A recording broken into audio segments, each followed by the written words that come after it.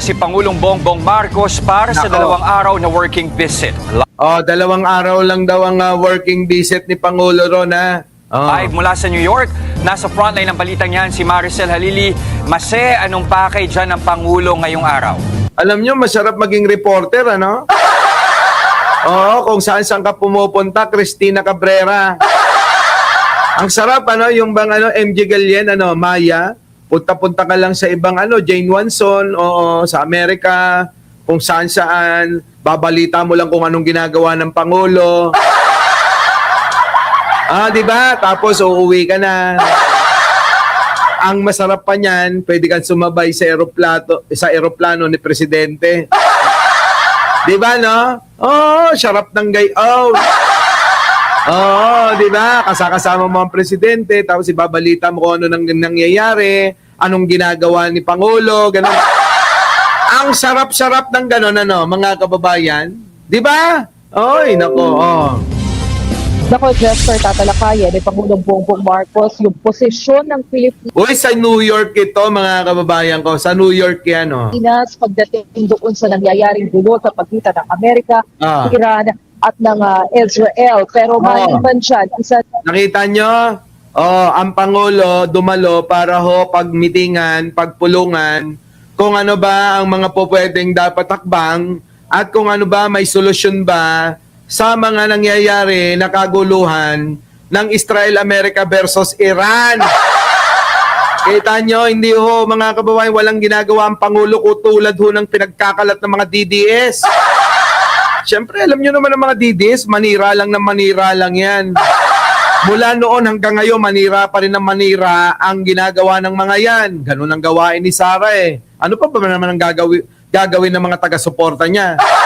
Siyempre, kapag sinuporta mo, luka-luka, sunod-sunuran, uto-uto, tatanga-tanga, gagawin mo rin yung ginagawa ng iyong sinusunod na si Sara. Di ba, mga kababayan? Ganun yun doon sa mga highlights talaga ng pagbisita ni Pangulong Bongbong Marcos dito sa New York ay yung pagkampanya niya para ibigay sa Pilipinas yung pagiging non-permanent member ng United Nations Security Council. Mula sa airport, sinalubong ng mga tauhan ng Ang pogi! Si Pangulong Bongbong Marcos, mga kababayan ko, kahit anong isuot, bagay na bagay, Pero mga kababayan ko, si Sara Duterte, kahit anong isuot, baduy pa rin, Sara Duterte, ang baduy-baduy mo kahit kailan. Ang pangit mo manamit. Eto na. Tuloy. Mr. President. mission si Pangulong Marcos sa kanyang hotel. Hindi pa man nagsisimula ang trabaho rito sa PBBM o ni PBBM sa New York, agad question ni Senador Rodante Marcoleta kung anong mapapala ng Pilipinas kung magkaroon man tayo ng pwesto sa UN Security Council. Depensa ni Palace Press Officer Claire Castro, layo nitong mabigyan ng boses ang Pilipinas sa usapin ng kapayapaan at seguridad. Pakinggan natin ang pahayag ni Undersecretary Claire Castro. Nako, yan na. Sabi ni Impotech Grace, Boss Mike, tinitira kayo sa Kalingap. Diyos ko, hayaan mo. Gusto nila kamo, sipsipin nila puwet ko. Tira. Tumira kayo ng tumira. Diba? Gusto ko yung sinisip-sip yung puwet ko, Pakisabi, kaya mo. Okay lang daw tirahin si Boss Mike, basta sinisip-sip yung butas ng puwet niya.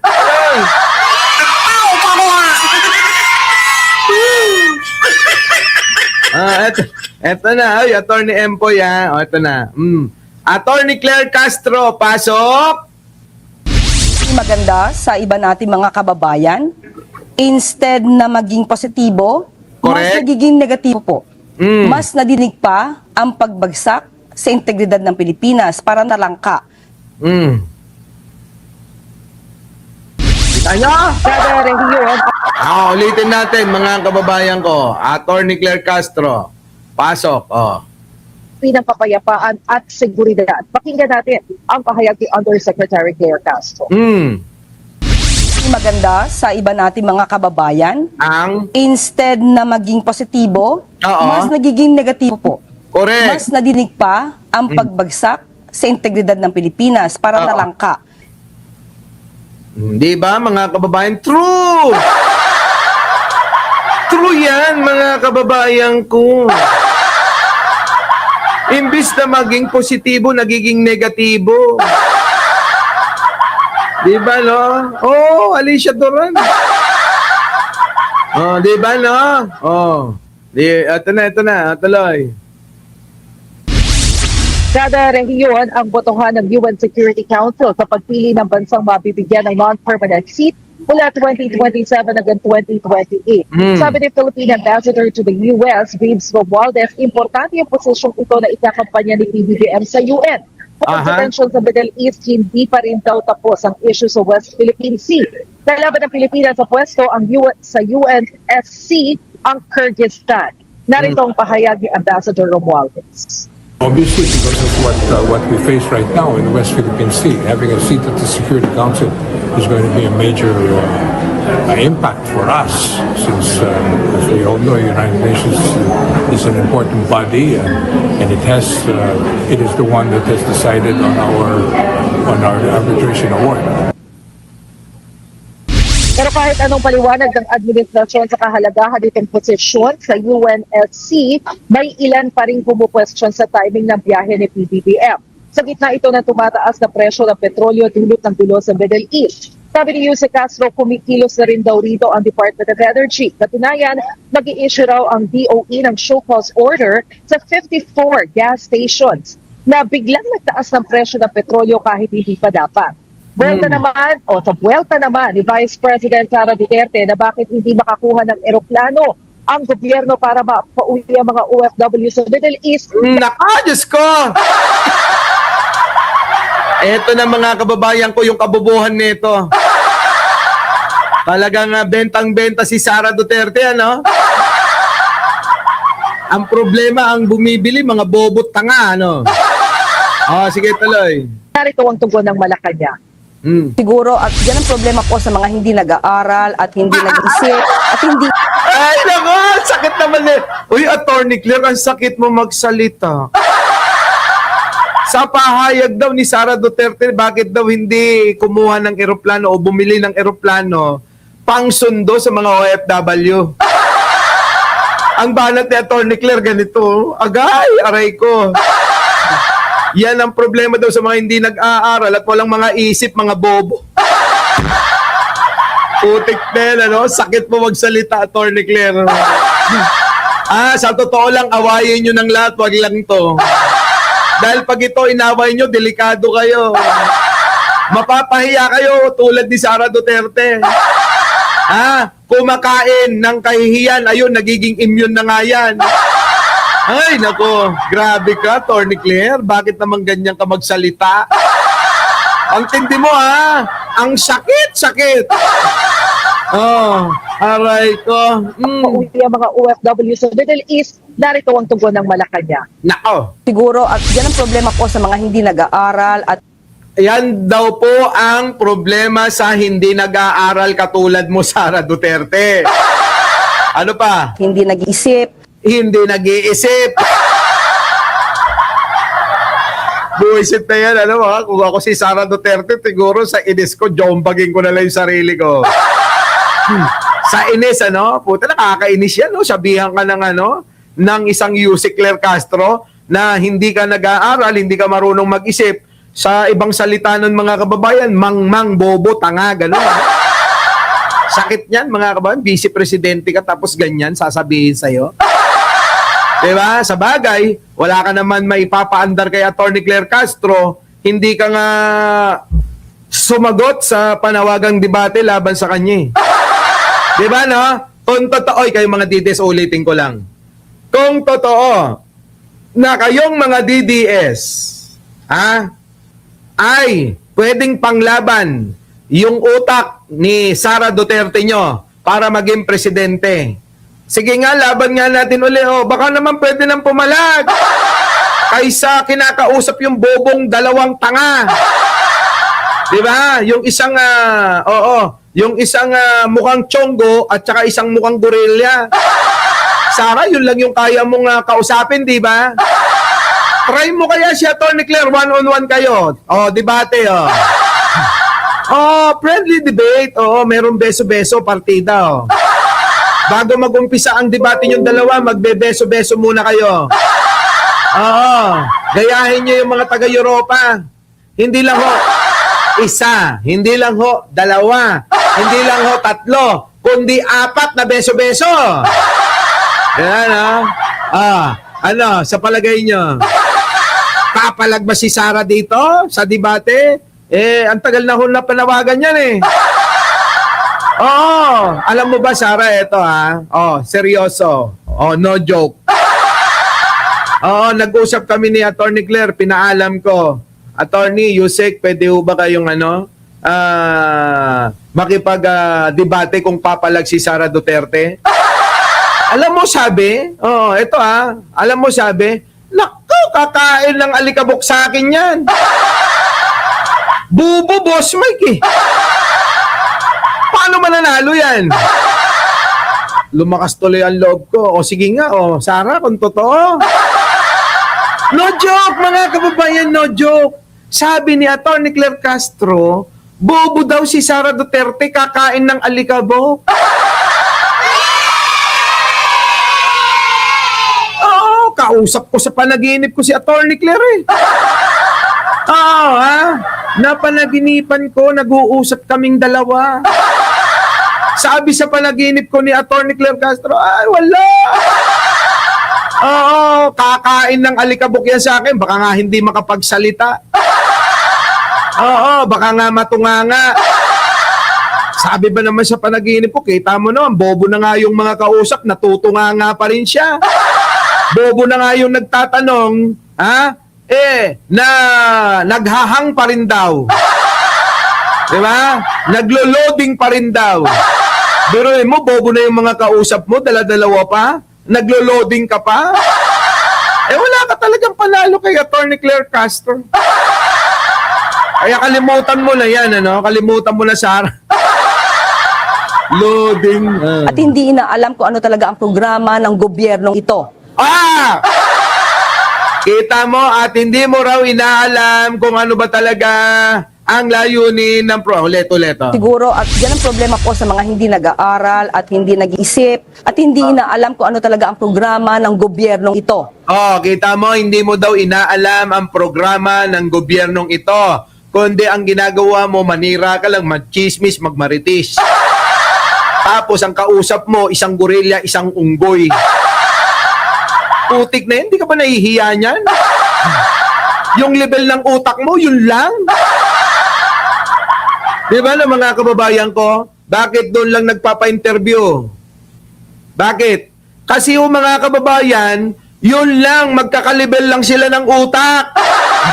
Dahil pag si Sara nagpa-interview sa katulad ko, sigurado sasabog na ulo. Kaya hanggang doon lang yun. Hindi na pwedeng magpa-interview sa iba. Tingnan nyo mga kababayan ko, sino mga nag-interview? Mga vlogger. Pag namali pa yung tanong ng vlogger, magagalit pa. Di ba? Anong tanong? Sorry po, ma'am. Yun lang po ang tanong, ma'am. Di ba? Nagsusungit yung si Sara Duterte. Buti tayo, Arnold Lopez, nakapag-aral naman tayo kahit papano. Sa test. Butik na testa talaga.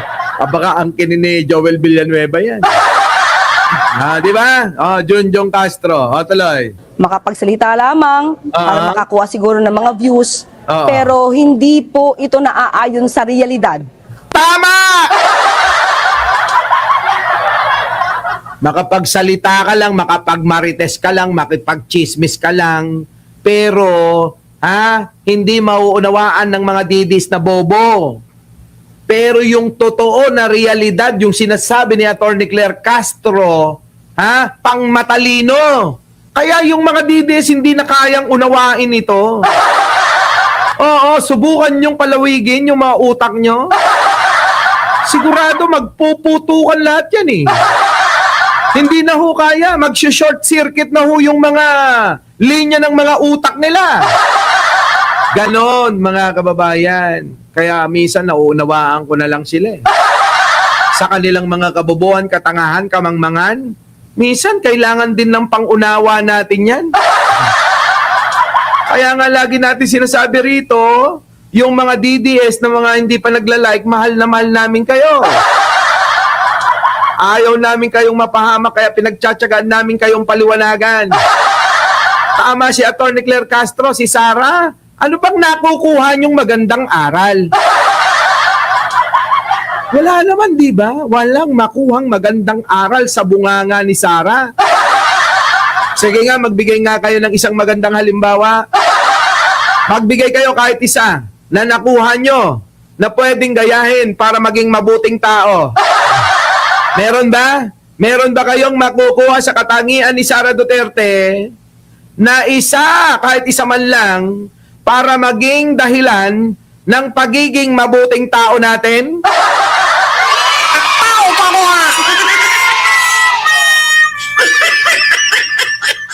Sagutin nyo yan, sagutin nyo yan habang kumukuha ako ng aking inumin.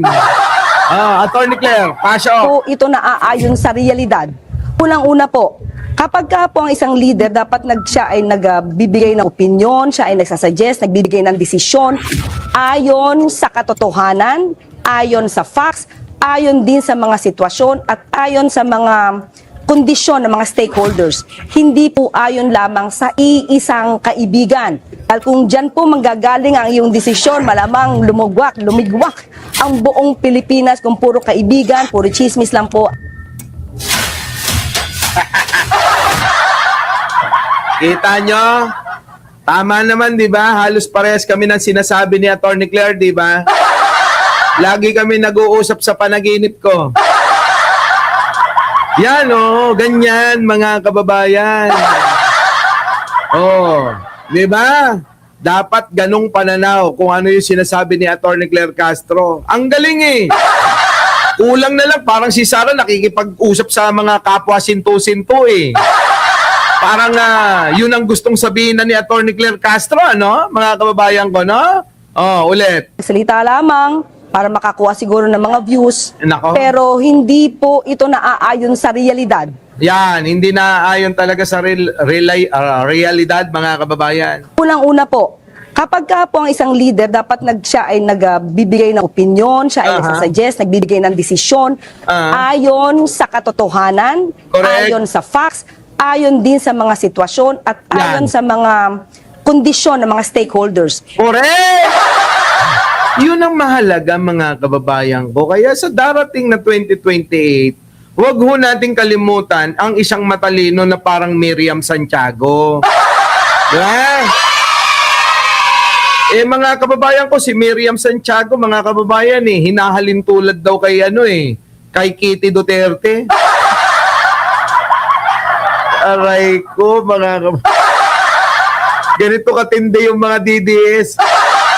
Si Miriam Santiago, ang katangian daw niya ay maihahalin tulad kay Kitty Duterte. Grabe talaga mga DDS, ano? Ang lulupit. Oo, ang lulupit, mga kababayan. Ang lulupit. Kitty Duterte daw. Oo.